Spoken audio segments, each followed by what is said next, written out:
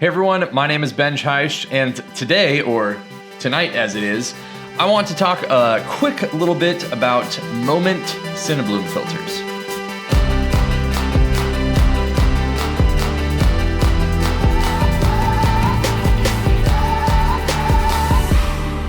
So kind of the new rage of sorts in the photography and especially the filmmaking industry are, these mist diffusion style filters.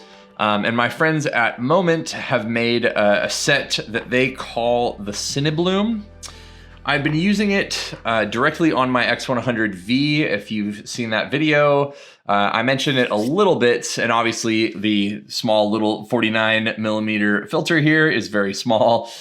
So I have both a 10% as well as a 20%, and the 20% is very, very bloomy. So obviously, this is with the FUJIFILM X100V, which is another kind of video that was requested quite a bit. Is just kind of how a very basic, setup is. I have this on a laptop stand right here, not a tripod. So I thought I'd do a quick little kind of rundown of that camera. I'm shooting this with the 18mm, so it's a little bit wider, which is like a 28mm equivalent. But I thought I'd throw up, I have this kind of like light in the background, so we can kind of see as I toss these filters in front of the lens, what those diffusion filters do. They kind of add what is kind of known as halation, or it kind of like scatters the light. So obviously you can't see it very well, but there's just little itsy bitsy tiny little specks on here that basically kind of like, again, diffuses the light, which leads to less contrast, but also a lot kind of like flatter of an image, as well as like softer, and those highlights just kind of start to fade out a little bit. Now you can kind of see it a little bit on this lens. It's not like, it doesn't control that as much anyway. It's like one of the first Fujifilm lenses for the X series that they ever made. But when I put this 10% CINEBLOOM filter on, you'll definitely be able to see the difference here pretty quickly. So as you can see there, when I take it off, especially down here in my jacket, the contrast, way different. And then you can also see up here with the light, a huge difference in kind of how that works. So this is the 10%, which is kind of like their lowest. They have two, the 10%, which is what I put on my X100V. And that's the one I kind of use a lot more often. It gives me that like slightly filmish look to it, where it's not super polished, but also the image is still sharp. So you're not losing sharpness, you're losing more of just kind of like those hard edges, especially in digital files. That's where I find that these end up being really, really useful. So again, here is the 10%, which again is what I use on my X100V quite a bit. So,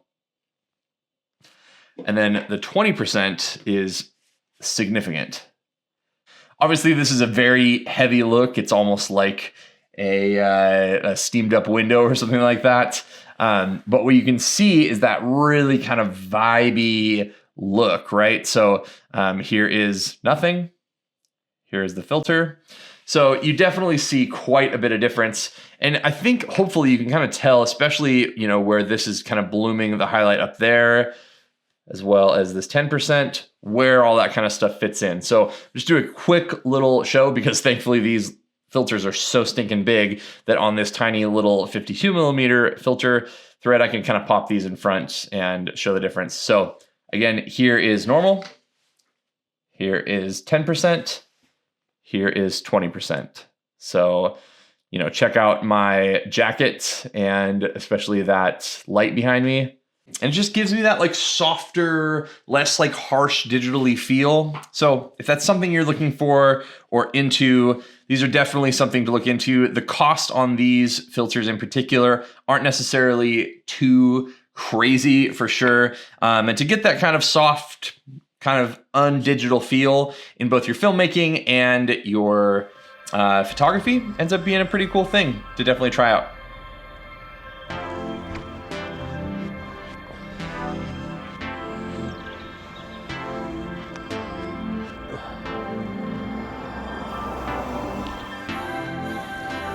So I took my X100V and the CINEBLOOM filters out the other night to walk around the campus of the University of Puget Sound, which is, you know, a campus here in Tacoma. They have lots of, you know, cool buildings and old stuff and whatnot. And for someone walking around in the middle of the night, you know, walking through university felt pretty safe. But you can see, especially in those ones, I'm shooting 3 different exposures. One, you know, normal exposure. One with the 10%. And then another with the 20%. So you can definitely tell a pretty significant difference, especially between no filter and 20%. So there's no filter.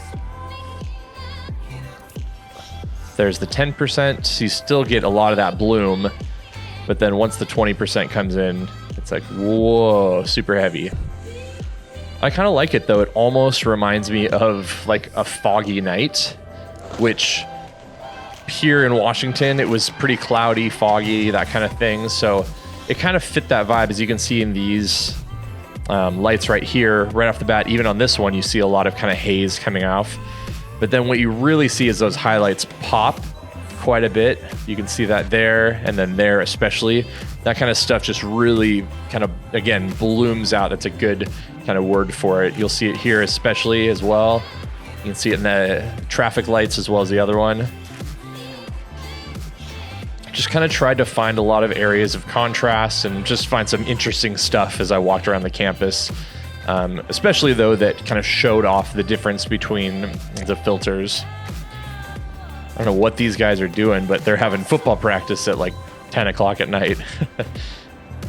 But you can really see it, you know, in these ones, how the light just kind of like spreads out from those different things. Really, really loved the color contrast here between these. So again, no filter. This is the 10%.